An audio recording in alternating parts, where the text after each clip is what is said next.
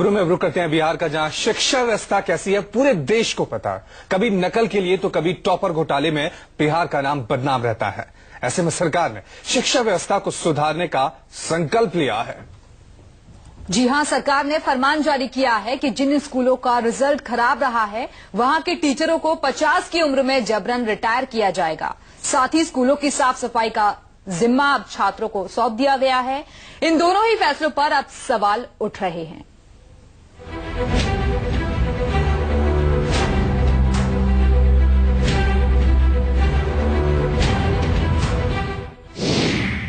बिहार की ये तस्वीरें पूरे देश ने देखी।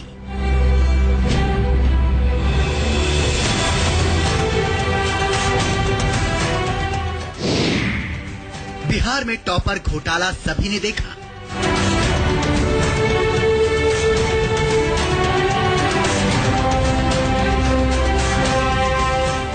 बिहार में शिक्षा का हाल किसी से छुपा नहीं, लेकिन सरकार ने शिक्षा की इन तस्वीरों को बदलने का फैसला ले लिया है।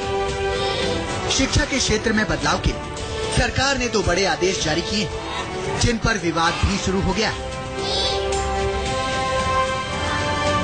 स्कूलों में शौचालय और साफ सफाई का जिम्मा छात्रों को सौंपा गया है, यानी छात्र अब पढ़ाई के साथ साथ स्कूलों की साफ सफाई भी करेंगे। विद्यालय में जो शौचालय है उसकी सफाई के लिए पहले बच्चों का एक कैबिनेट होता था, उसमें सफाई मंत्री होता था और सब बच्चे विद्यालय परिसर उनका है, उसकी सफाई और शौचालय की सफाई मिलके आपस में करते थे। वो फिर से उस अभियान को फिर से चलाने की जरूरत हुई है, क्योंकि बच्चों में ये आदत, अच्छी आदत पहले से सफाई की, अपने शौचालय को खुद साफ करने की लगी। लेकिन सवाल ये है कि छात्र अगर स्कूल की सफाई करेंगे तो पढ़ाई कब करेंगे? क्या इससे रिजल्ट और भी खराब नहीं होगा? जिन स्कूलों में मैट्रिक और इंटर का रिजल्ट खराब आया है, वहां 50 से ज्यादा उम्र के टीचरों को जबरन रिटायर कर दिया जाएगा। वहाँ के जहाँ रिजल्ट बहुत खराब हुआ है, वहाँ के शिक्षक को उस जिले के शिक्षा विभाग के पदाधिकारियों के विरुद्ध कार्रवाई करेंगे। नॉन परफॉर्मर जो 50 साल से ज्यादा उम्र के शिक्षक हो या शिक्षा के पदाधिकारी हो, उनको हटाया जाए।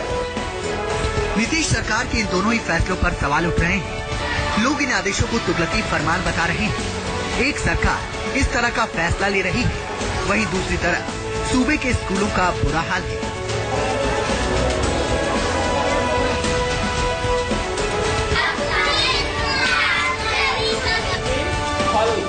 न्यूज 24 ने बिहार के कई स्कूलों का रियलिटी चेक किया। न्यूज 24 के कैमरे में स्कूलों की जो तस्वीरें कैद हुई वो काफी हैरान करने वाली है। मुजफ्फरपुर के स्कूल का हाल देखिए।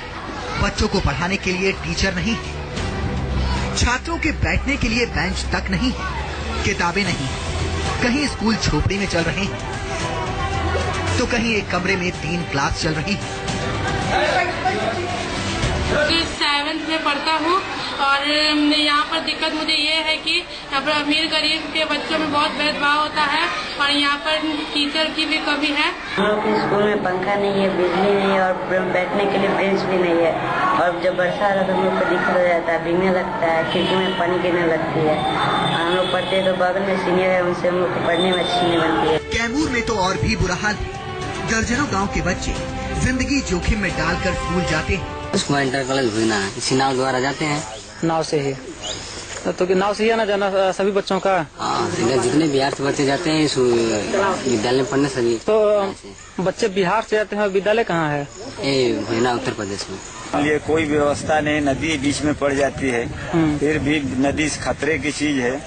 नाव कभी भी डूब सकती है, डूब भी गई थी, कई बार डूबी भी है। हाँ, डूबी भी है। कुछ बच्चे बच गए हैं, कुछ बह गए थे, फिर भी इसीलिए क्या करे सरकार, हम लोग को कोई सुनवाई नहीं कर रहा है। तो एक तरफ आपने बिहार के स्कूलों का हाल देखा, वहीं केंद्रीय मानव संसाधन विकास राज्य मंत्री देश में समान शिक्षा व्यवस्था का सपना संजोए। प्राइवेट विद्यालय वहाँ फीस लेकर बच्चों को शिक्षा दी जाती है, तो स्वाभाविक रूप से गरीब घर के बच्चे वहाँ नहीं जा पाएंगे। इसी के लिए सरकारी विद्यालय है। हमारी कोशिश है कि सरकारी विद्यालयों में भी अच्छी से अच्छी पढ़ाई, जिस स्तर की पढ़ाई प्राइवेट विद्यालयों में होती है उस स्तर की पढ़ाई सरकारी विद्यालयों में भी होनी चाहिए। इस बात की हम कोशिश में है। और इसीलिए पूरे देश भर में और बिहार में भी शिक्षा सुधार को लेकर हमारी पार्टी भी कार्यक्रम कर रही है। जब तक स्कूलों में छात्रों को मूलभूत सुविधाएं नहीं मिलेंगी, ऐसे में कैसे पढ़ेंगे बच्चे? और अगर बच्चे सही से नहीं पढ़ेंगे तो आगे कैसे बढ़ेगा बिहार? मुजफ्फरपुर से मुकुल कुमार और कैमूर से अजय सिंह के साथ अमिताभ ओझा, न्यूज़ 24।